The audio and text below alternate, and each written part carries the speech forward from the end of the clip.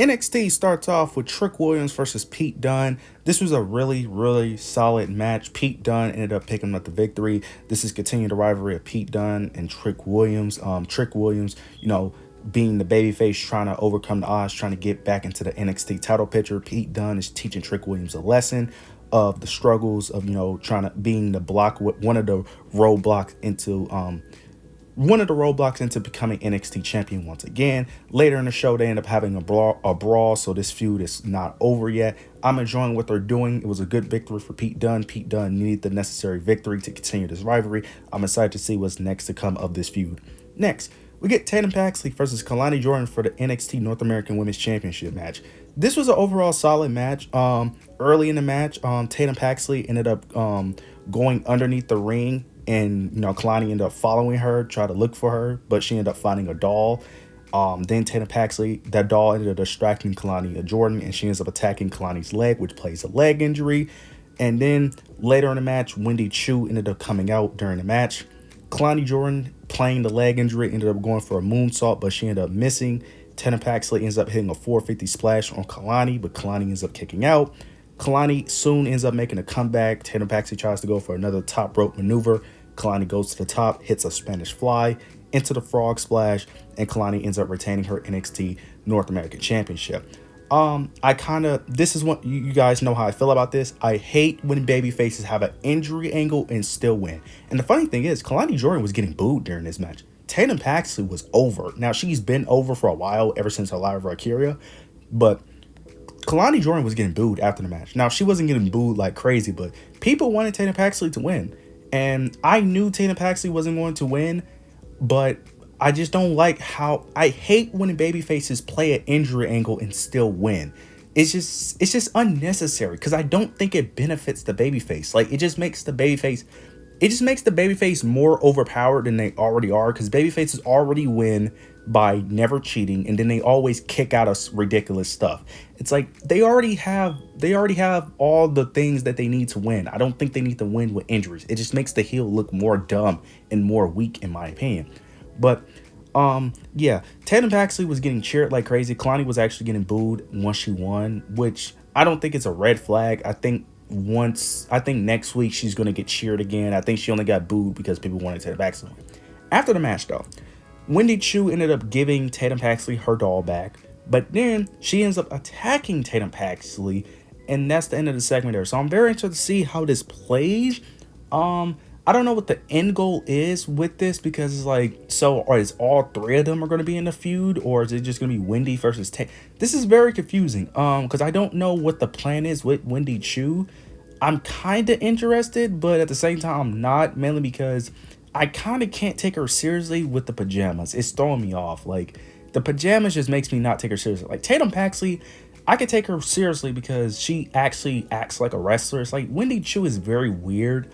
I don't know. It's kind of hard to get invested in this Wendy Chu character, if I'm being honest. Kalani, she's very green, so that also makes it tough to really get invested in this feud, because the main person who's going to carry this feud is Tatum Paxley. That's the main person that's going to carry it. She has the most personality. She's the most over. She's the most experienced out of all of them, if I'm not mistaken, as well. The other, where Kalani is still very green, so it's like very hard from a character standpoint. But I'm somewhat interested to see how this story plays out. Next, we'll get Ora Mensah versus Ethan Page for the NXT Championship. This is also a very solid match. The whole entire card was filled with really good matches. Mainly going to get towards the end, though. Ethan Page ends up hitting a razor's edge on Ora Mensah on the outside. Hits the razor's edge on a table. Then pulls him back in the ring, hits a DDT, goes to the pin. Ora Mensah ends up kicking out. After the kick out, Ora Mensah starts making a slight comeback. Ora Mensah he ends up hitting a spring heel kick, goes for the pin, but Ethan Page's leg was underneath the ring ropes, which led to a rope break. After that, Ora Mensah tries to go for a springboard, but he ends up tripping over the ropes, which allowed Ethan Page to hit the Eagle's Edge and ends up picking up the victory, retaining his NXT Championship. This was an overall solid match. Interested to see what's next for Ethan Page, because I'm assuming that's the end of the rivalry. I don't see no reason to extend this rivalry, to be honest with you. This was the overall solid rivalry for Ethan Page, but I don't see no reason to extend it, really. They may end up extending it until No Mercy just to have Ethan Page do something, but I don't see no reason to do that, in my opinion. Next, we get Joe Coffey versus Joe Hendry. This was a decent match overall. Nothing too major, but this was a solid match. This match got set up last week. Gallus was outside, helping Joe Coffey, trying to interfere in the match.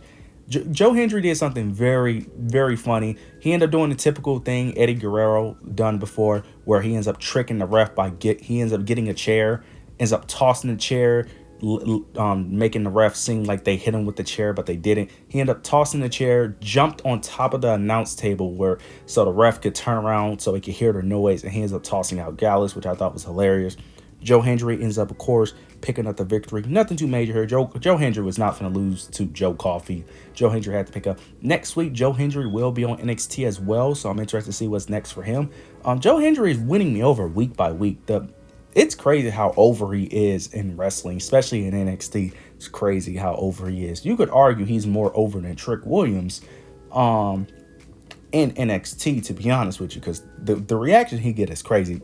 But I love this. I love everything they did here. I'm excited to see what's next for Joe Hendry. Next, we get a Chase U segment. Chase U is in a new classroom. They got a brand new classroom. Andre Chase is speaking about, eventually bringing gold back to Chase U. Thea Hale and Duke Hudson are upset, but then Ridge Holland comes in with great news. He pulled in another favor from Ava, and he ends up getting Chase U another title opportunity. But it's him and Andre Chase instead of Duke Hudson. Duke Hudson feels a little upset about that, and he feels a little angry about that Ridge Holland is going to be taking his place. So I don't know how this match is going to play out. It could be Duke costing him the match. It could be Duke potentially turning heel. I don't know. They've been teasing dissension in Chase U for a while now, and it's kind of, getting to the point where I want to root for this storyline, but it's getting to the point where we're kind of just dragging it on, in my opinion. So hopefully something happens, but we know Chase U is losing this match. I don't see a world where they win, but Ridge Holland will be in the match for next week against the NXT Tag Champions, Nathan and Axiom. So very excited to see how that plays out. Now next, we get Ren Sinclair versus Kendall Gray. This match got set up earlier in the episode where the family, Tony D'Angelo, offered that if Ren Sinclair wins her match, that Charlie Dempsey would get an opportunity next week for the NXT Heritage Cup. So, and then Ren Sinclair made an offer that if I win the match for, Charlie Dempsey, she has to be in the group. He has to allow her to be in the group. So Charlie Dempsey ends up agreeing to the terms. Ren Sinclair ends up picking up the victory, so now it looks like she's officially in the group of No Quarter Catch Crew. Interested to see how this plays out. I'm liking the storyline to a degree. I'm just interested to see how this plays out. Next week, we know Charlie Dempsey is probably going to lose that match, but very interested to see what's the plan for No Quarter Catch Crew with Ren Sinclair. Now we get to the main event. MSK versus Nathan and Axiom. This was a banger of a match. You have these four in the ring, with Zach, Wesley, Nathan, Axiom. You already know what you're going to get. Official car wreck, very fast paced, high flying moves. This was everything it needed to be. Nathan and Axiom ended up retaining their NXT Tag Team Championships, which I thought was very surprising. I thought MSK was going to win, but we already know what we're here for. After the match, you get Wesley. He's on the ground crying. Zach and Trey ended up helping him up. They're hugging, they're trying to, cheer him up. Then out of nowhere, you see Wesley super kicks Trey, knocks him on the floor.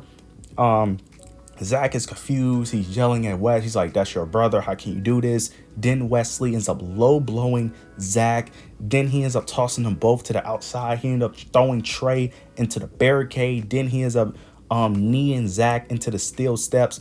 This was amazing. This was great. I'm very interested to see how this heel turn works.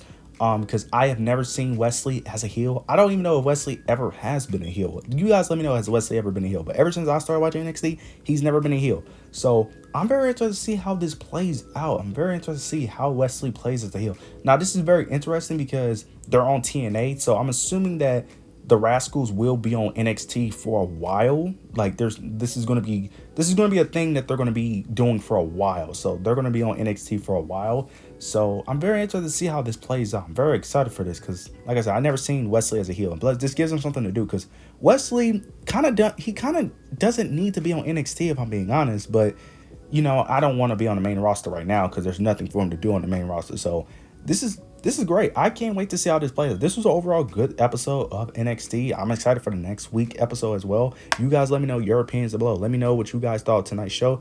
Leave your opinions down below. Make sure you like, comment, and subscribe. But yeah, that's it.